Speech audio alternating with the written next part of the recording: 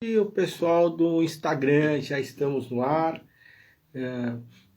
Hoje com uma luz azul bonita, me iluminando aqui para quem está no Insta, pega melhor essa luz azul. E, bom, boa noite, eu sou o Luiz Quequia, aqui fazendo uma transmissão pela Ação Revolucionária Comunista, como a gente tem feito todos os sábados. E eu já peço com antecedência desculpas porque eu estou com a gente atacado, então eu estou meio ofegante e um pouco e fungando um pouco, né? Então já vou pedir desculpa para vocês por isso. É uma crise de rinite com essa virada de tempo, acaba me atacando muito, rinite, sinusite, enfim, né? Bom, a transmissão de hoje a gente tem ela tem um título um pouco provocativo, né? Um pouco brincalhão, que é Biden, carrasco do neoliberalismo, né? Temos falado muito sobre boa noite, camarada Máximo, né? Boa noite, Camila.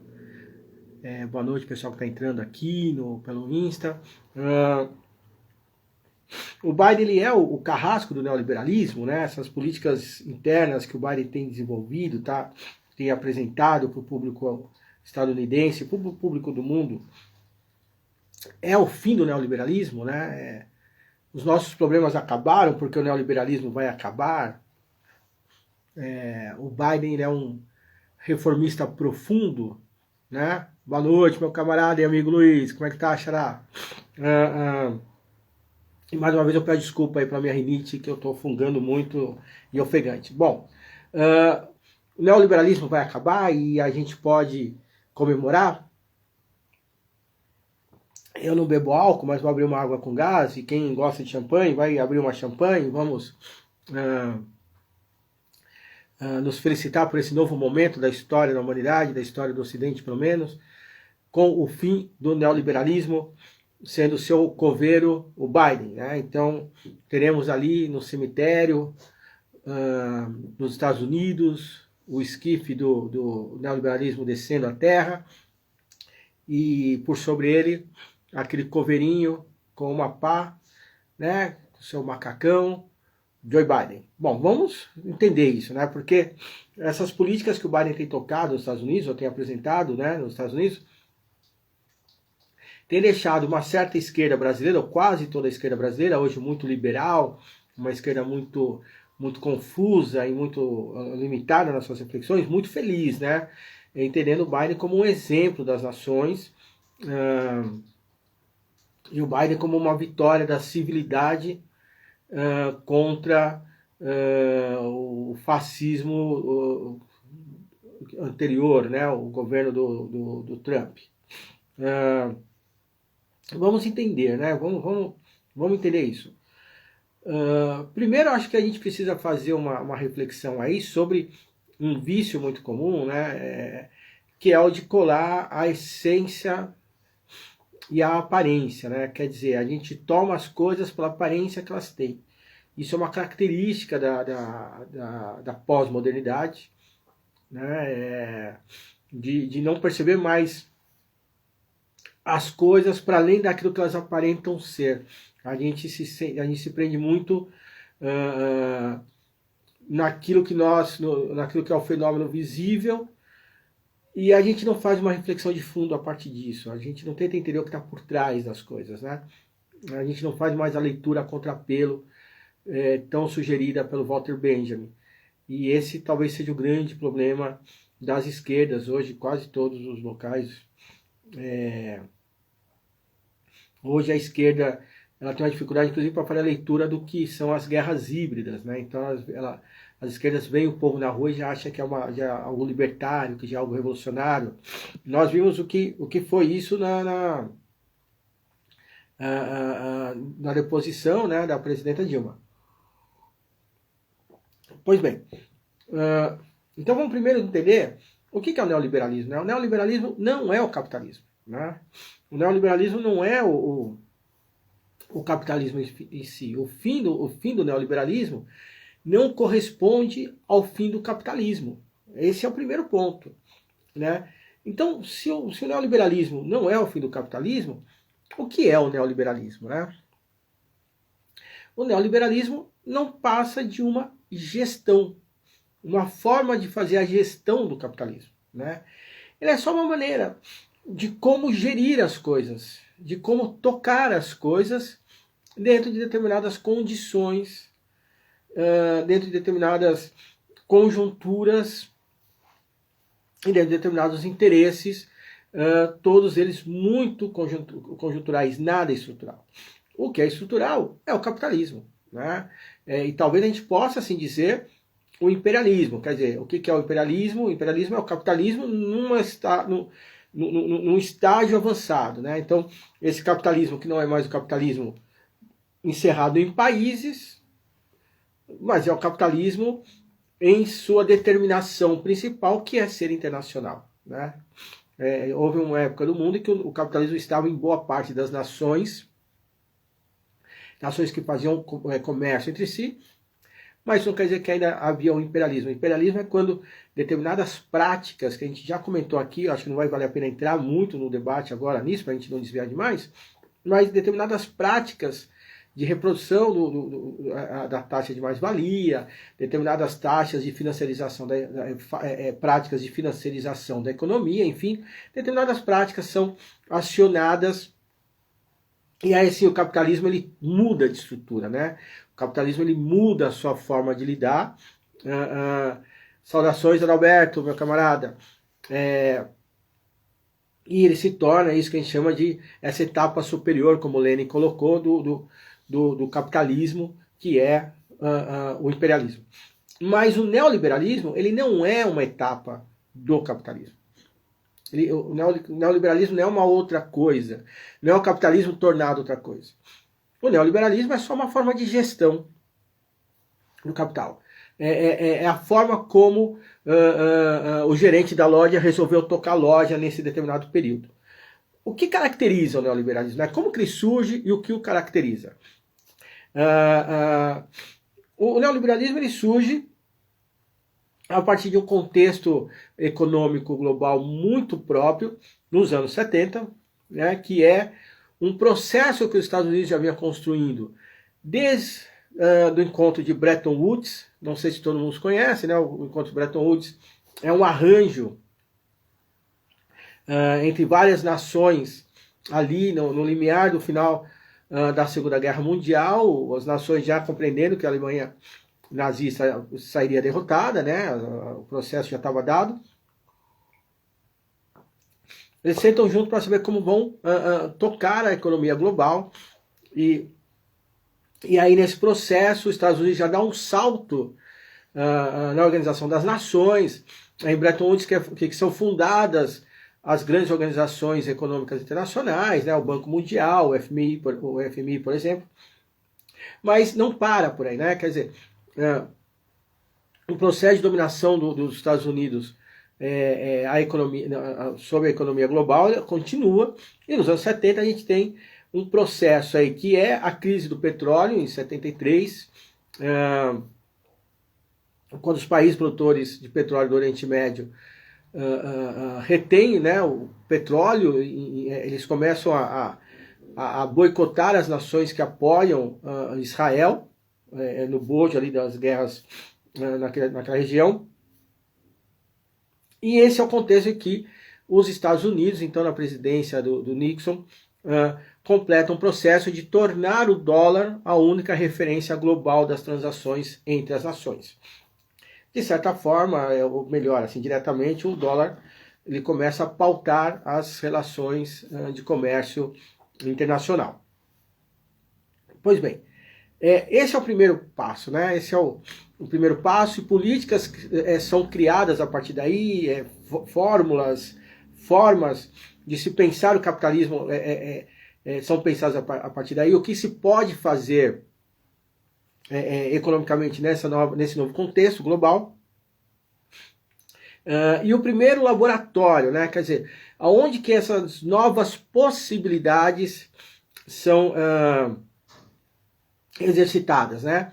No Chile de Pinochet. Então, o golpe contra o presidente Salvador Allende no Chile, o golpe no começo dos anos 70, financiado enfim, acompanhado e apoiado pelos os Estados Unidos da América.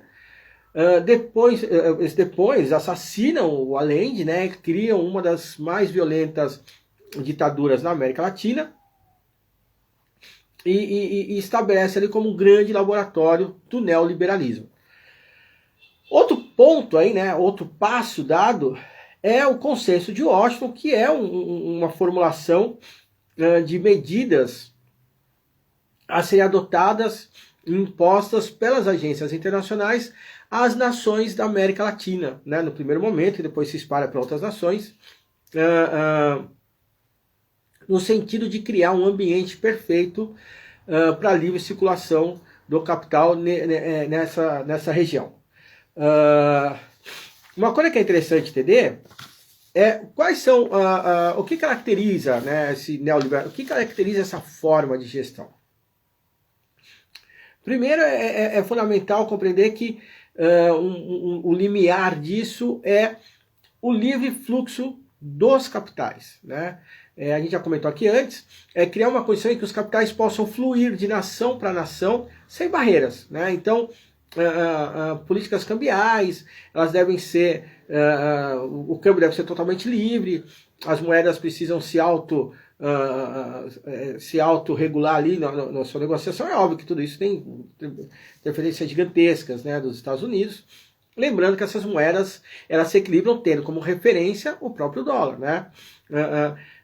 Lembrando que as principais nações estão negociando em dólar. Então o dólar é a grande referência e o que as nações guardam para si como lastro é o próprio dólar. Agora, enquanto que o neoliberalismo preconiza, né, o livre fluxo dos capitais, a não intervenção estatal, né, para que essa ideia de um capital liberalizado, de um capital que esteja fluindo, possa ocorrer sem solavancos entre as nações, ao mesmo tempo é fundamental a restrição de pessoas de nação a nação, sobretudo das nações pobres para as nações pobres não, né? As nações empobrecidas para as nações que se enriquecem a partir do empobrecimento dessas outras nações, porque é lógico, né? A tendência disso é as nações pobres se tornarem mais pobres e o fluxo de imigrantes aumentar das nações empobrecidas, exploradas, né? Para essas nações se tornam metrópoles mundiais. Então, é interromper o fluxo de pessoas de nação a nação, mas também interromper o fluxo de pessoas dentro das nações, né? Quer dizer, por que interromper o fluxo dessas pessoas? O que eu quero dizer com isso? O que eu quero dizer com isso é que a situação dentro dessas nações vão ficar muito ruins e as pessoas não podem protestar, as pessoas não podem ocupar as ruas, as pessoas não podem fazer política. Elas não podem, elas têm que se contentarem em estarem restritas à política institucional, mas elas não podem fazer a política de verdade, de fato, com P maiúsculo aí, que é de ocupar as ruas, de protestar, de lutar, né?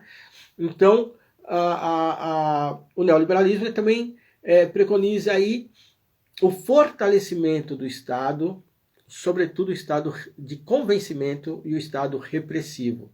Então, quando a gente ouve falar que, olha, o neoliberalismo ele tem como bandeira um estado mínimo, isso não é verdade. Ele tem como referência o estado mínimo nas questões da alta economia, no sentido de atender ao interesse dos grandes capitalistas, né? Mas ele não é um governo de estado mínimo. Pelo contrário, as nações também têm o papel, os governos têm um papel muito grande de criar políticas públicas que também atendam ao interesse, né, desses especuladores, enfim, desse pessoal que vive em função do sistema financiarizado. Então, não, o neoliberalismo não é um governo de Estado mínimo. Ele é um governo de Estado para os ricos. O Roberto Borges coloca Estado mínimo para os pobres apenas. Exatamente, ele é mínimo na assistência e no atendimento aos pobres. Mas ele é máximo aos pobres para a repressão dos pobres, né? Isso é fundamental compreender isso, né?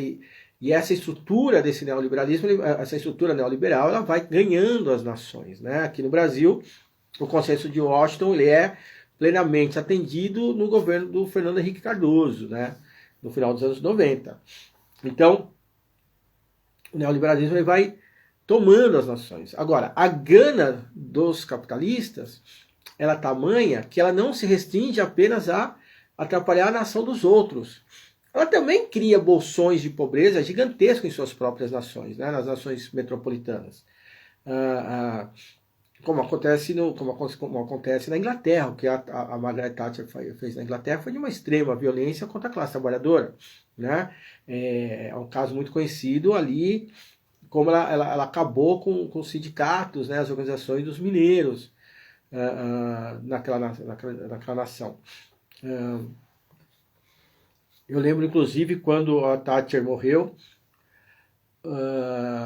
num programa esportivo aqui no Brasil, um programa que conta com um comentarista inglês, o jornalista brasileiro, assim, de forma até ingênua, pergunta para eles se eles estavam tristes com a morte da Thatcher, e o comentarista inglês fala que não, que o povo na Inglaterra estava abrindo champanhe comemorando a morte dela por tudo que ela fez nas suas políticas internas com aquela nação. Pois bem, então se o neoliberalismo ele não é o capitalismo, mas ele é só uma forma de gestão do capitalismo, né? E uma forma de gestão que destrói as outras nações, mas também cria uma destruição interna, ele é uma gestão que tem destruído os Estados Unidos internamente, já desde os anos 80, pelo menos. Né? Desde os anos 80, cidades de trabalhadores foram quase completamente abandonadas. Né? As empresas deixaram os Estados Unidos. Muita gente tem empobrecido e a gente tem acompanhado aí ao longo do tempo, sobretudo a partir de 2018, né, com a crise dos subprimes, né, aquela crise que começa no setor imobiliário dos Estados Unidos, como que a classe trabalhadora e a pequena classe média dos Estados Unidos tem sofrido a mão do neoliberalismo. Inclusive as eleições do Donald Trump foi uma tentativa de responder a isso. É óbvio que é uma tentativa ruim de resposta, mas é uma tentativa que a classe trabalhadora teve. Foi a opção que elas tiveram naquele momento, ou pelo menos a opção viável. Né? Os Estados Unidos têm partidos socialistas muito bons, inclusive, né? Mas são partidos que não conseguem furar os limites da comunicação, né? Os limites do contato com as pessoas. Então, o que apareceu ali entre os dois principais partidos, né, que cresceram nos Estados Unidos, o que apareceu foi a opção Trump. Pois bem,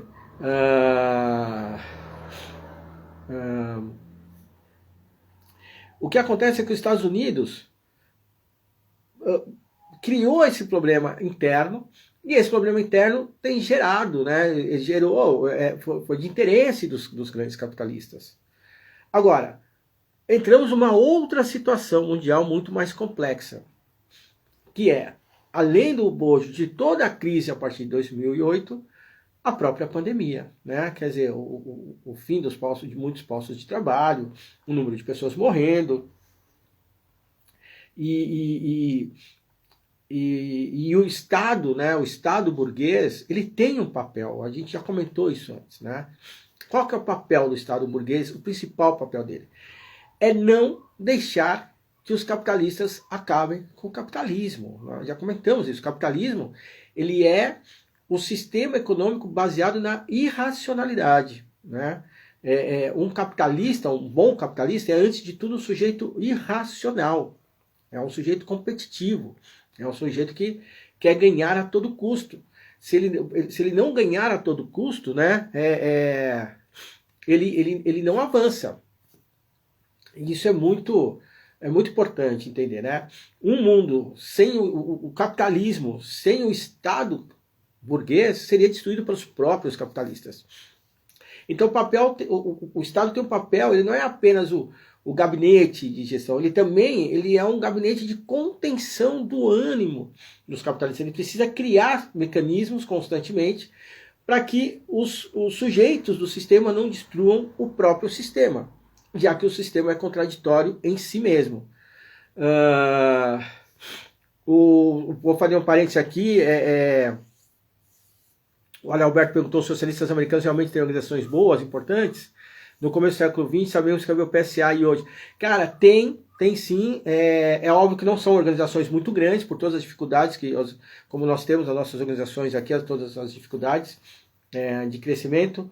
Mas, coincidentemente, lá tem o PSL, né, que acho que é o Partido Socialista, eu não vou lembrar aqui, mas é um partido que tem uma plataforma muito interessante, teve uma candidata muito boa nas últimas eleições. Né, eu acho que vale a pena dar uma procurada. Né, existem assim, organizações, existem assim, algumas plataformas bem interessantes. Com todas as dificuldades do partido crescer, evidentemente, dentro daquele contexto, como nós temos também essa dificuldade aqui. Mas, seguindo, né? Então, o papel, né? O Roberto coloca aqui, o capitalismo é como andar de bicicleta. Se você para de pedalar, ele cai e é pedalar de costas, né? Porque é completamente irracional. Então, o Estado tem esse papel regulador, né? De conter a gana dos capitalistas para que os capitalistas não destruam o próprio sistema. Pois bem, como que ele faz isso, né? O Estado faz isso por meio do convencimento, a gente sabe disso, né? E por meio da repressão. Sobretudo por meio da repressão dentro dessa gestão neoliberal. O fato é, agora a gente precisa dar a gente precisa dar um pulo aí, né? Dar um salto aí de abrangência do olhar.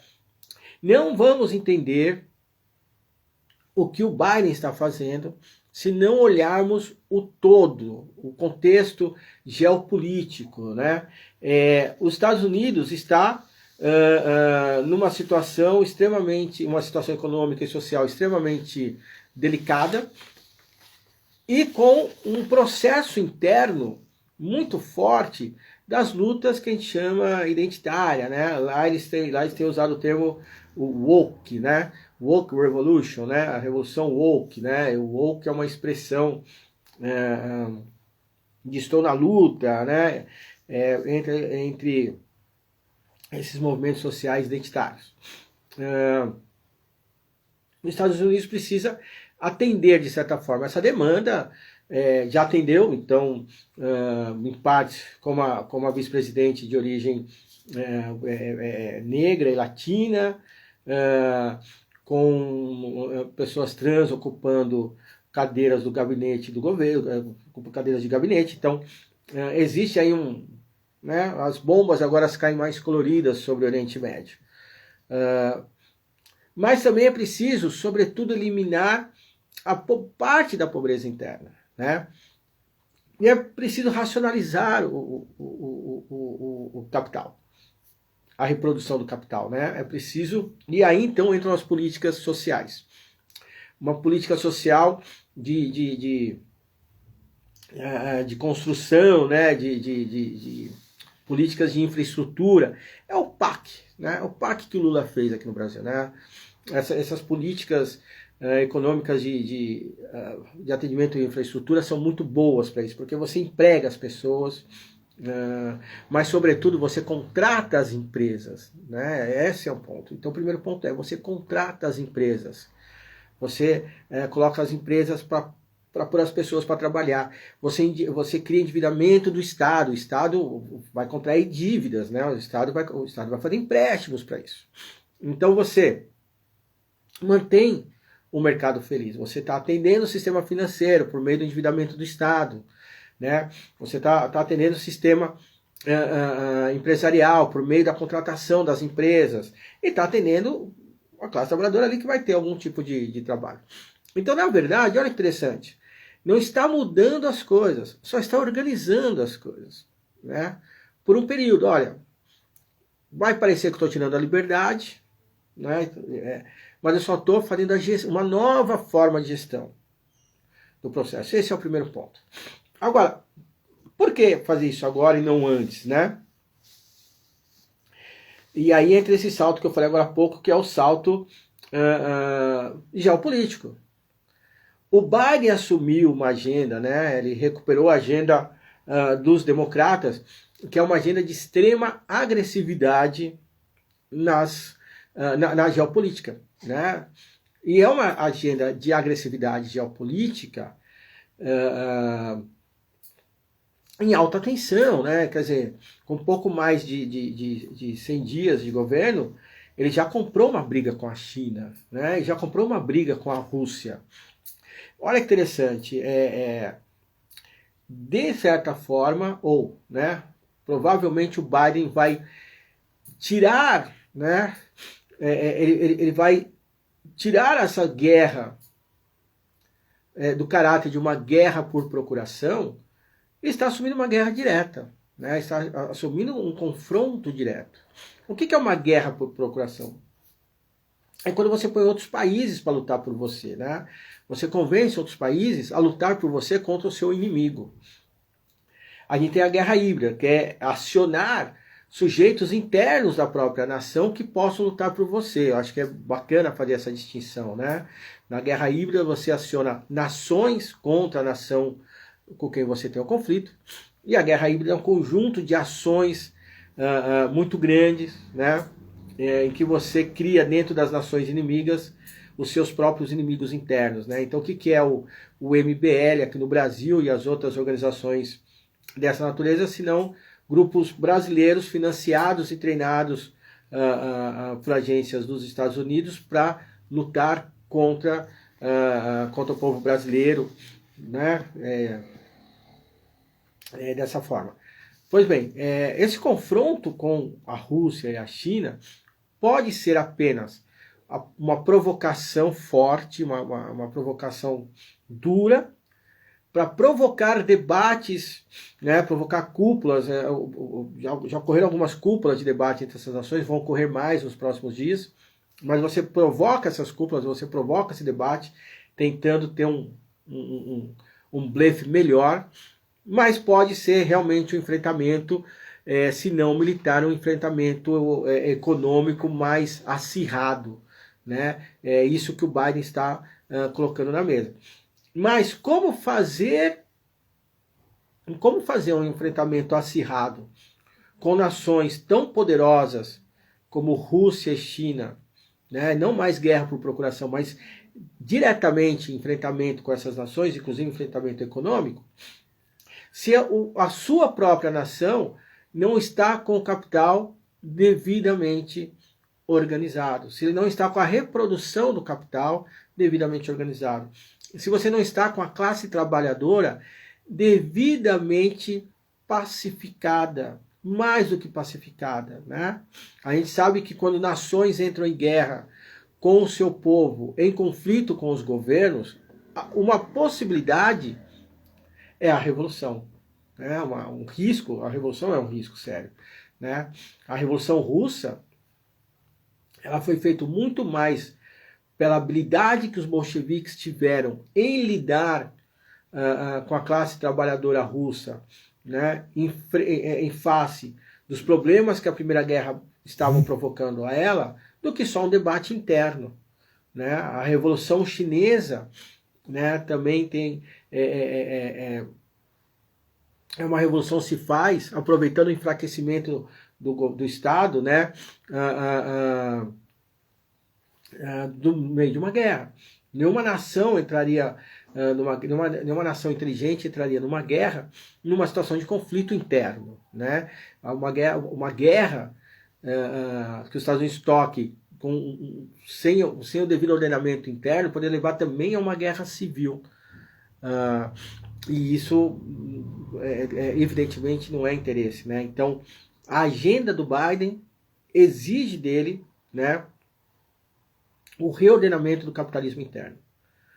A agenda do Biden exige dele que o povo dos Estados Unidos esteja devidamente vacinado, devidamente pacificado, que a reprodução da mais-valia internamente esteja devidamente acertada, né? Enfim, que o capitalismo interno esteja funcionando de uma forma a atender os diversos setores da sociedade.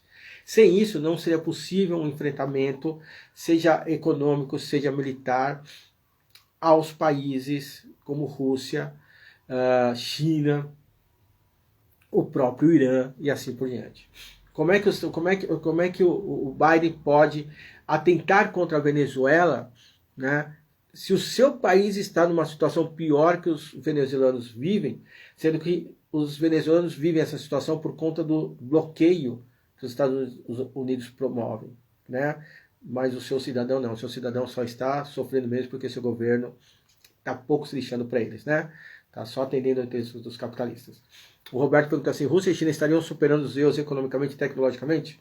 Olha, é uma resposta complexa, né? Porque de acordo com o olhar que você está dando, a resposta vai ter variações. Então, a gente sabe que o crescimento da China está muito acelerado, mais do que nos Estados Unidos. Ao mesmo tempo, a gente sabe que a China cresce em cima de uma base econômica que ainda está aquém do que a base econômica dos Estados Unidos, né? Quer dizer, os Estados Unidos têm aí, embora esteja crescendo menos, ele tem aí ele tem muitos anos aí de economia forte à frente da China, né? A China tem uma revolução em 49, os Estados Unidos tem a sua revolução burguesa já no final do século.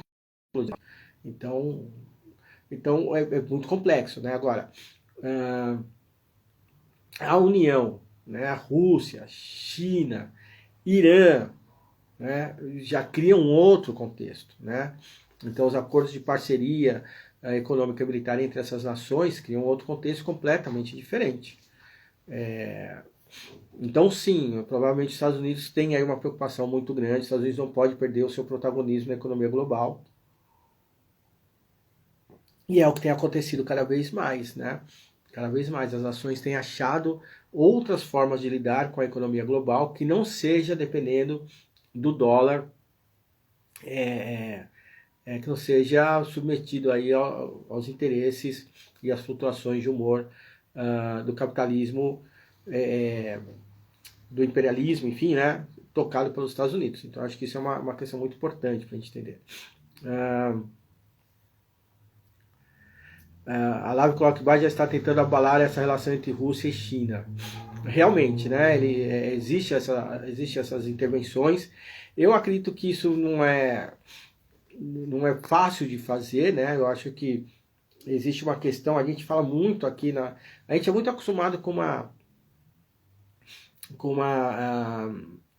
democracia burguesa, a gente acha muito lindo ter eleições de 4 em 4 anos, né? A gente acha bonito, tem gente que fala sobre a troca, a importância da alternância de poder, mas na verdade os estados fortes são os estados que têm lideranças mais longevas, né? Como é o caso da China e da Rússia. A gente pode não gostar do governante, mas um estado forte significa governantes longevos. A gente pode até achar interessante, falar assim, poxa, mas nos Estados Unidos é uma nação forte e tem... mas talvez o governante, a figura do governante seja trocada, mas quem está por trás dele são sempre os mesmos. Então, então sim, né, um Estado forte precisa de lideranças longevas. Porque você não regula um Estado em 4 anos. A Lava também coloca que Biden e Putin marcaram uma cúpula para junho, sim, né? Marcaram uma cúpula muito mais, com um protagonismo muito maior do Putin nesse momento que do Biden, né? O Biden tentou aí alguns trucos, né? Algumas trucadas diplomáticas e ele não se saiu muito bem, né? Ele não se saiu muito bem nessas trucadas. E por enquanto Putin mantém aí uma certa capacidade maior de negociação, né? Aqui perguntaram, deixa eu descer, fica meu dedo aqui assim. Como partido único pode ser criado um projeto de nação numa mudança a cada 4 anos, não permite qualquer forma de projeto. Eu não consegui ver quem foi que escreveu aqui, acho que eu coloquei aqui, fica mais fácil. Roberto Borges. Eu não sei se a questão é um partido único, né? Eu não quero fazer a defesa do partido único, porque senão a gente pode parecer que a gente tem um modelo, né?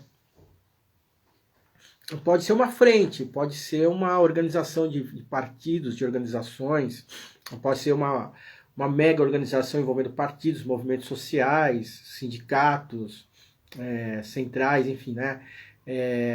A grande questão é preciso consolidar um projeto nacional, né? A gente imagina que o Estado, esse é um pensamento muito equivocado, né? A gente imagina o Estado como algo pronto e acabado, que só precisa trocar os governos. E aí troca o governo rápido, porque se não gostar pode trocar de novo. Não, o Estado tem que ter um projeto, né?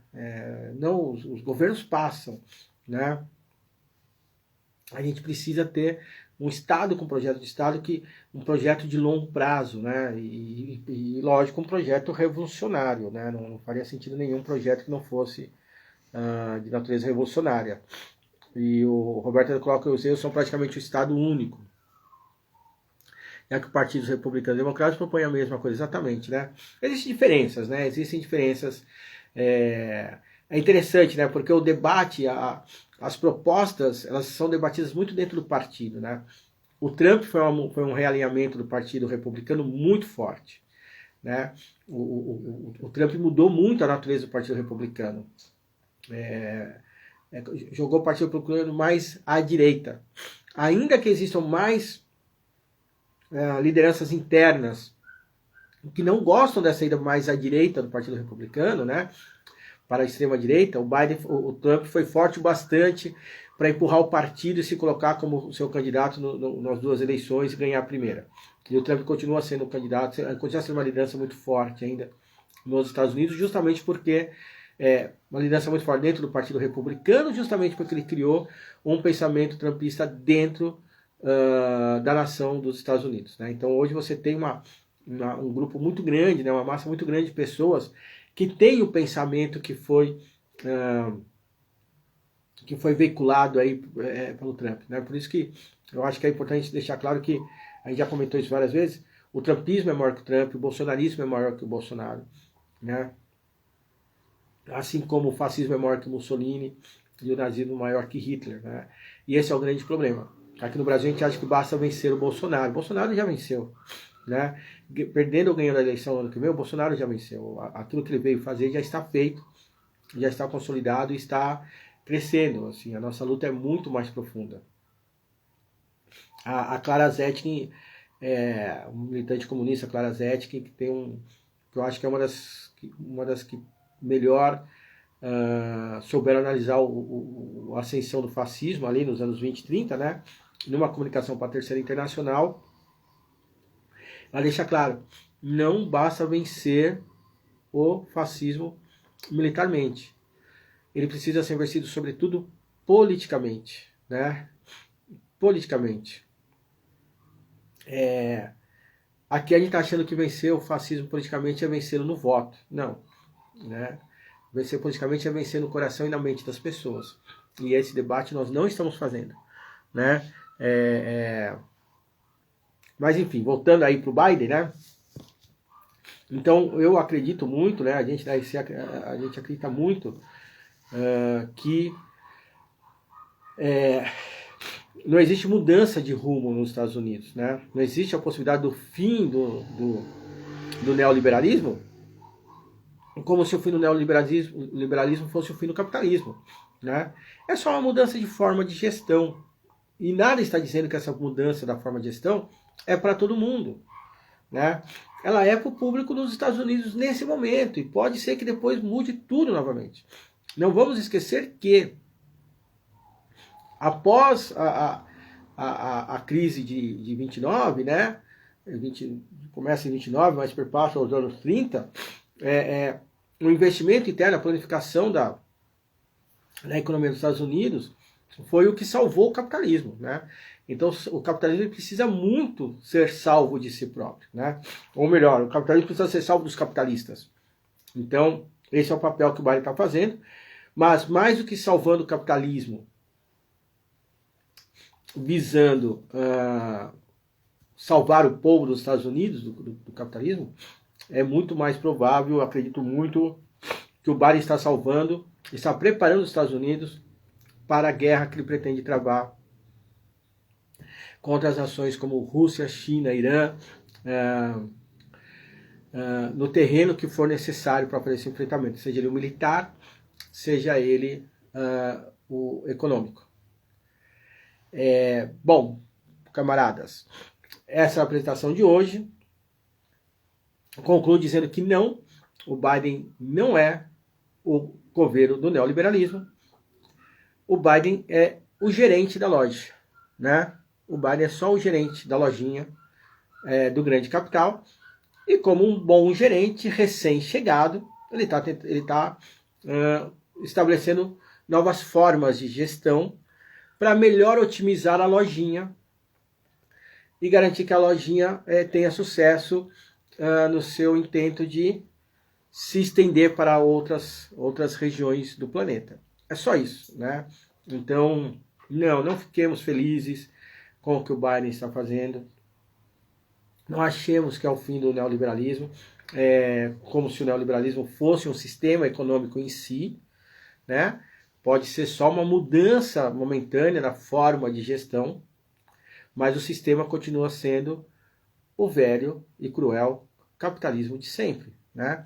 Continua sendo o bom e velho sistema da irracionalidade econômica que continua assolando os povos do mundo. Então, não baixemos a guarda. Estudemos o máximo possível a conjuntura internacional e nacional e tentemos fazer as melhores leituras possíveis para conseguirmos termos as melhores decisões de luta. É fundamental que todos nós, ainda que estejamos nesse momento de recuo político, a direita não briga mais com a esquerda, né?